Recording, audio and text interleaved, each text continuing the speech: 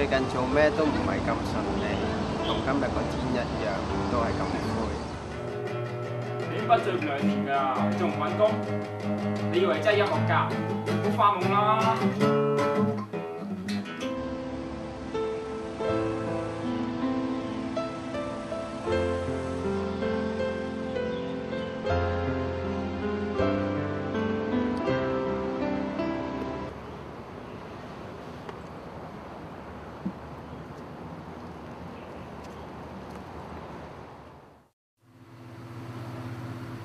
你唔好再咁落去㗎啦，你放棄啦，乖地揾翻份正正常常、穩穩定定嘅工啦。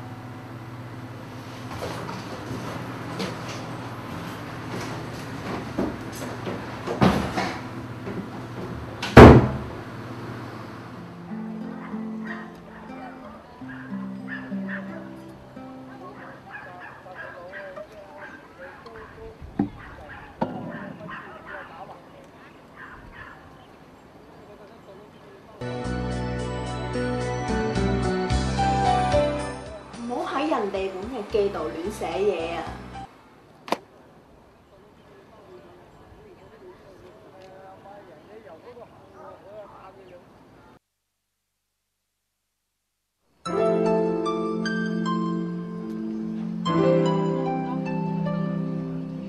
！5月15日，陰。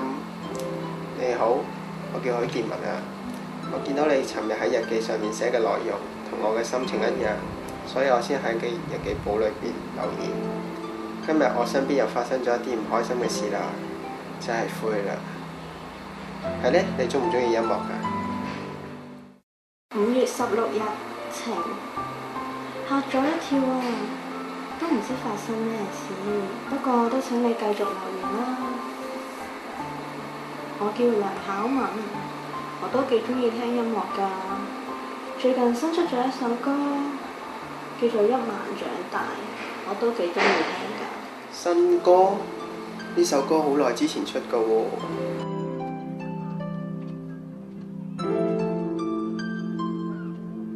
5月17日，陰。可唔可以問你一個奇怪嘅問題啊？今日你嗰邊係公元幾多年啊？呢首歌係2年前出㗎喎。今年係公元2010年。5月18日，晴。又嚇咗一跳啊！不過今年都的確係公元2008年，同2年之後嘅人互相交流，的確係有啲奇怪嘅。不過依然覺得幾得意喎，咁以後請多多指教啦。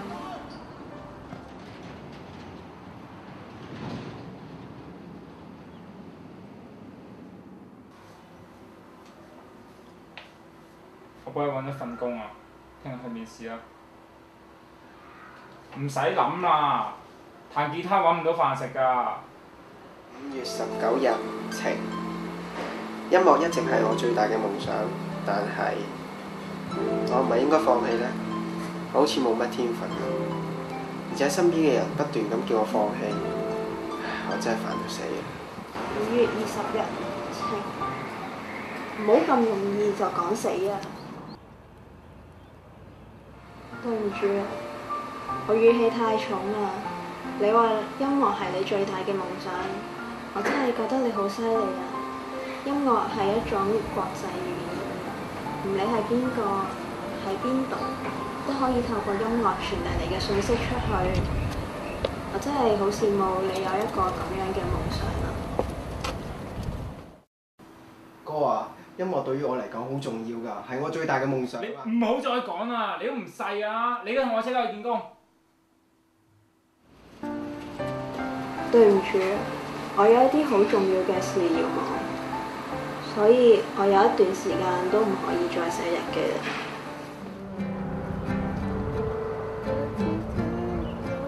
5月21日，晴。唔緊要啦，你忙你嘅嘢先啦。仲有，我已經決定咗啦，我係唔會放棄音樂嘅，就算只係同音樂有少少關係嘅事，我都會爭取機會去做嘅。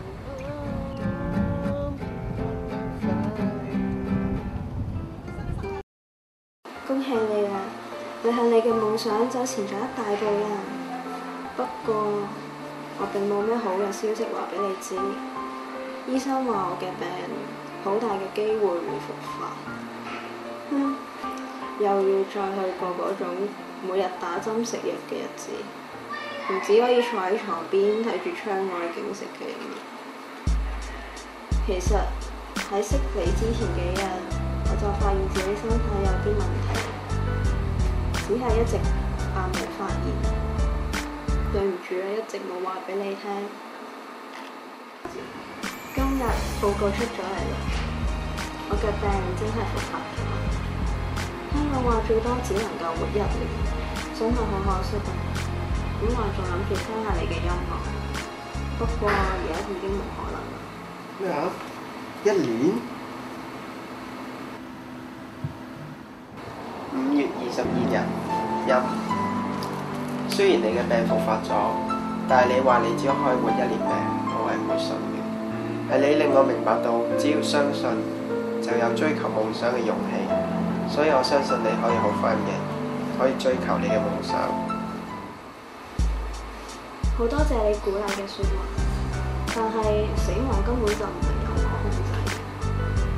夢想我都唔敢諗啦，所以請你唔好再話放棄你嘅夢想，就當你係幫我實現我嘅夢想啦。能夠遇到你真係太好啦，可以喺最後留低一個咁特別嘅回憶。5月23日，晴。又係你話唔好輕易就話死嘅，仲講咩最後啊？聽日我哋就見面啦。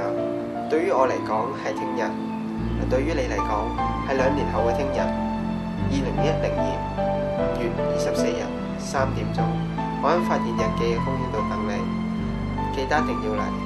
我相信你一定仲未死嘅，所以我一定可以見到你。2010年5月24號下晝3點鐘，喺發現日記嘅公園。哥，你俾多次機會我會揾一份關於音樂嘅工，我會證明俾你睇，我唔係咁容易放棄，我會堅持落去㗎。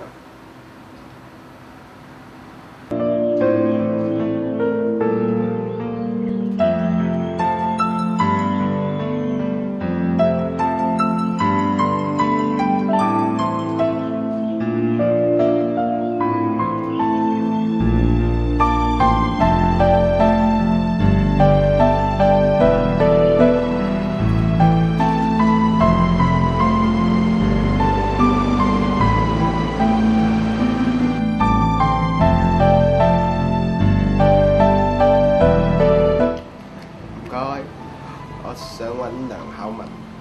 唔好意思，呢度冇呢個人。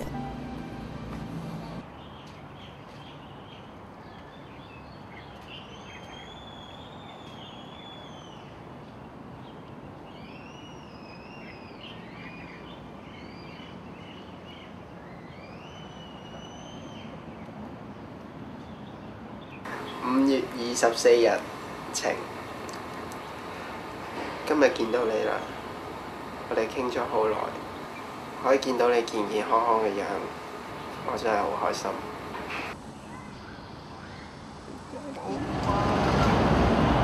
叻人，嗌好啦，我仲生存緊，可以見到你真係太好啦。